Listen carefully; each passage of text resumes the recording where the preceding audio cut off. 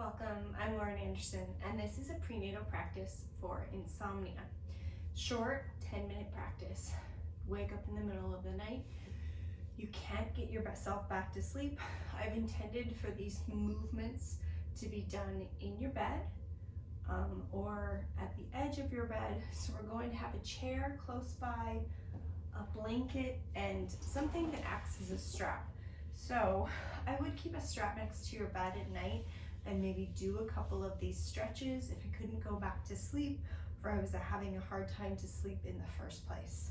We will go ahead and we will start on our backs. So of course, you know your body best.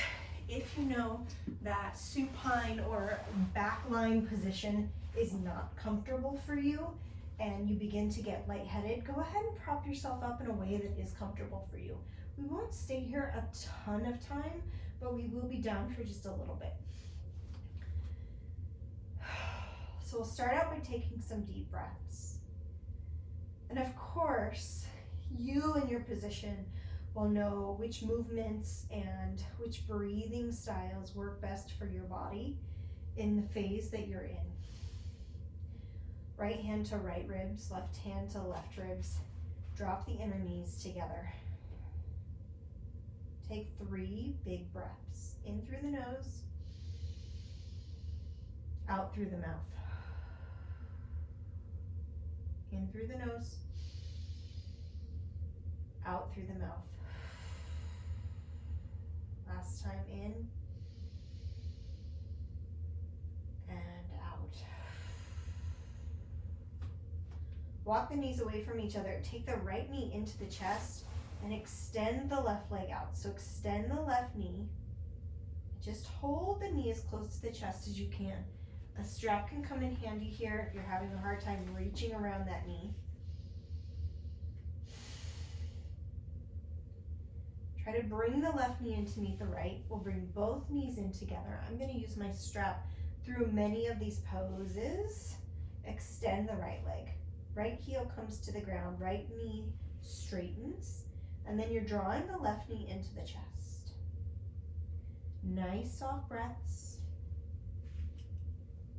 We're not trying to force the breath at all.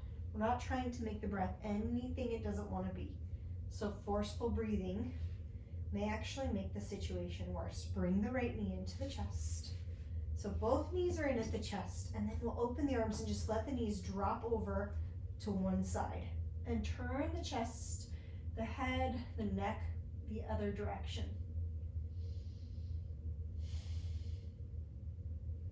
This is uncomfortable to the belly. Don't let that back shoulder drop so far down. Just go ahead and put the elbow down, or you can even just put the hand on the belly and look over. Come back to center. We'll drop the knees the other direction.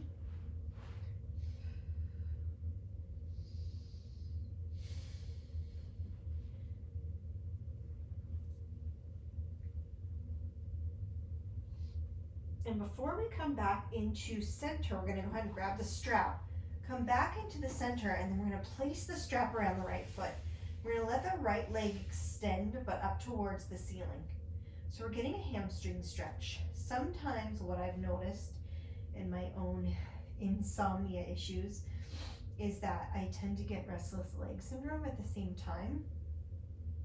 And a little bit of the research shows that kind of stretching out the hamstrings or extension through the leg can help with this sometimes. So we'll just stay here, nice little passive stretch through the leg. Take the left foot up to meet it. So we're doing kind of a legs up the wall variation. So this is a great one for the bed because you don't have to turn around and put your legs up the wall. And you can do this propped up. Your torso would just be at an angle. And then take the right foot out. The right foot can come down, it can extend all the way, whatever's most comfortable to you.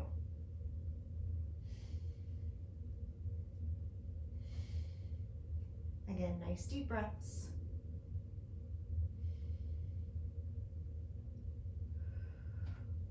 Right foot slips back in. And then we're going to slowly just draw the feet so that the knees can come wide. And those feet are in the strap now. So again, I do suggest that you have a belt strap or maybe a towel next to your bed at night if you're frequent insomnia sufferer. And you can add a couple of these poses in right before you go to bed or in the middle of the night if you wake up. And then we'll go ahead and come on over to our side and come into a seated position. So you can actually do this in the chair. I'll pull this over because you can do this either sitting completely in your bed or you can do it with the feet hanging over the edge of the bed. So we're just going to plant our left hand down and reach the right arm over.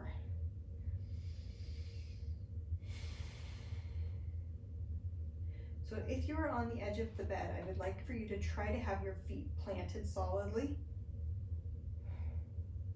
And go ahead and rest that right arm down, reach the left arm over.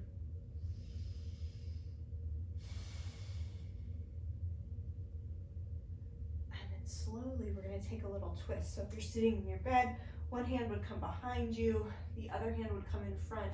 If you're seated on the ground, crisscross applesauce or legs in front of you, you're just reaching the right hand to the left thigh. We'll take the left arm and cross it over. We'll reach the right arm and reach it behind us. So a little rotation.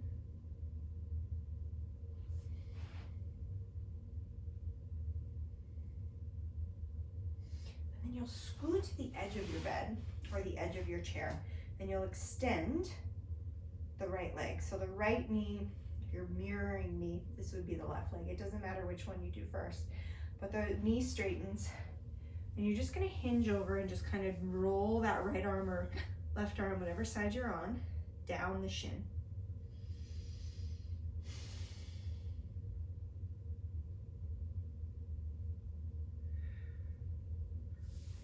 I'm going to go ahead and turn this way so it's a little bit easier to see. And then we'll go ahead and come on up. We'll switch legs, extend the opposite leg, walk that same arm as the leg down. So another hamstring stretch. Good. Now I like this one seated for pregnancy because on the back sometimes the belly can get in the way, and the belly will still get in the way here depending on how big you are, but it can be a little bit easier to do in a chair at the edge of the bed. So one ankle is going to cross the opposite thigh and we're just going to hinge forward. So try to keep the back nice and long so you're like an angular position from the crown of your head back through your sit bones. Rounding through the spine is natural and normal, and that's fine, but the longer, the more you can untuck that tailbone, the more you'll feel a stretch sensation in the hips, the glutes, the pelvic area. We'll uncross whatever ankle's on top. We'll cross the other ankle over.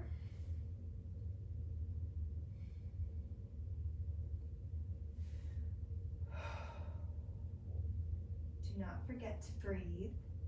I know that sounds silly, but often anxiety, stress, agitation, which can all come from an insomnia, will make us clench and hold our breath.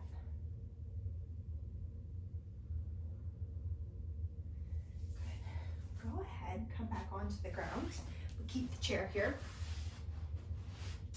So we're going to slide the chair over. We're going to put one leg directly next to the chair. I'm going to put the other knee 90 degrees on the chair. And then if we can, I have a great little chair for this because it doesn't have a back on it. So you might have to adjust your chair depending on where your foot is falling. But you want to try to keep that leg that's butted up to the side of the chair pointing straight up. Take a few deep breaths.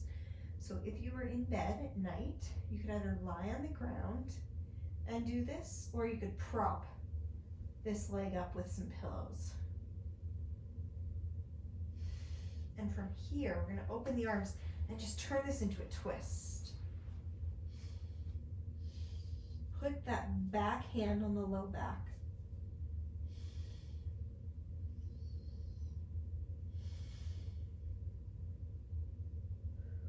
come back to center. And then we'll switch sides. So you'll scoot the chair over. I'm fortunate to have a lightweight little chair here. Thank goodness for IKEA.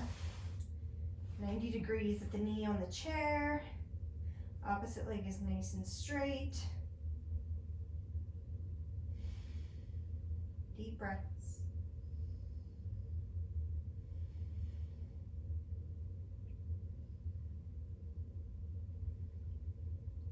We'll turn this into a twist, so take the left leg over, or whatever leg you're working on now.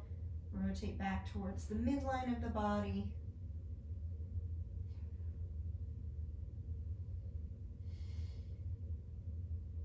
And we'll come back to center. And this is where I'm gonna leave you. So you have the opportunity here, if you've got some extra time, to put both knees up on the chair, the calves on the chair, and just lie back. Otherwise, we'll press ourselves up into a seated position.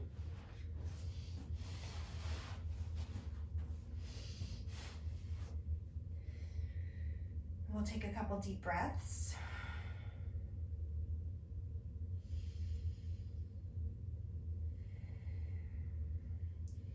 I really do hope that this helps you sleep a little bit better at night. What I'm aiming to do here is just to get you moving and I'll give you a little bit more comfort in the physical body, so that maybe the emotional body, the mental aspect, the mind can start to relax as well. Thank you for practicing with me. I will see you next time.